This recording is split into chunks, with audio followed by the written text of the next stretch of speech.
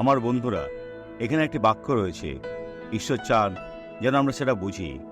যেসায়া 51:16, ঈশ্বর বলেছেন যে তিনি প্রভু আর তিনি কার্য করেন।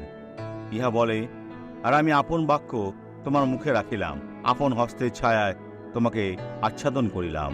প্রভু সেটা কেন? আমার উদ্দেশ্যে আকাশমণ্ডল রোপণ করি। আমি বুঝি না কিভাবে সেটা ঘটবে।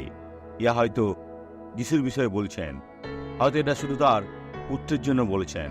আমরাও লোকেদের হৃদয়ে স্বর্গকে স্থাপন করছি, তার বাক্যকে যা তিনি আমাদের মুখে দিয়েছেন, আর সেই অভিষেককে যেটা তিনি আপনার হাতে দিয়েছেন, যারা আপনি লোকেদের ঈশ্বরের দিকে পরিচালিত করেন।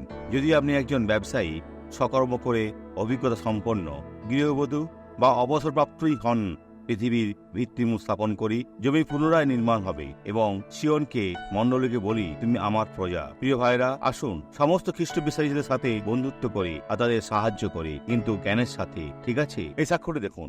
ডাক্তার বলেছিল আমার মেয়েটি মারা যাবে। পাস্টারের হার্টের সমস্যা ছিল। তিনি বলেছিলেন যে কখনোই সে ভালো হবে না, আর শুধু এই বিষয়তে আমি প্রার্থনা করছিলাম। আর এখন আপনি আমার জন্য প্রার্থনা করলেন এই কাপের জলে। আপনি কি ওর মুখ ধুয়ে দিলেন? আমি তেল দিয়ে ওর মুখকে অভিষেক করলাম, যেটা এই মণ্ডলীতে পেয়েছিলাম। বুখারেস্ট তেল দিয়ে? হ্যাঁ, সেটাই। আর সকালে হাসপাতালে গিয়েছিলাম, আর তারা বলল ও এখন অনেক ভালো আছে, আর ওর হার্টে কিচ্ছু নাই। তাহলে ওর আর কিছু নাই?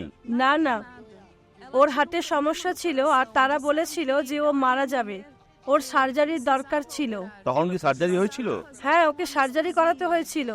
আর প্রার্থনার পর ওকে হাসপাতালে নিয়ে যায় যেন গজানো মাংসটা সরানো যায়, কিন্তু সেটা চলে গেছে। ওকে আর সেটা করতে হবে না। পাস্টার, এখন সে ভালো আছে, সে এখন অনেক ভালো। এখন কি সব চলে গেছে?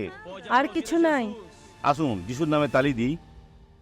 আসুন প্রার্থনা করি। পিতা, এ লোকেদের আশীর্বাদ করি যেন তারা তোমার দ্বারা প্রচুর রূপে ব্যবহৃত হয়, আর সমস্ত মন্দ যা তাদের জীবনে রয়েছে আজ্ঞা করি ছেড়ে দিই যিশুর নামে। আপনি বলুন আমেন।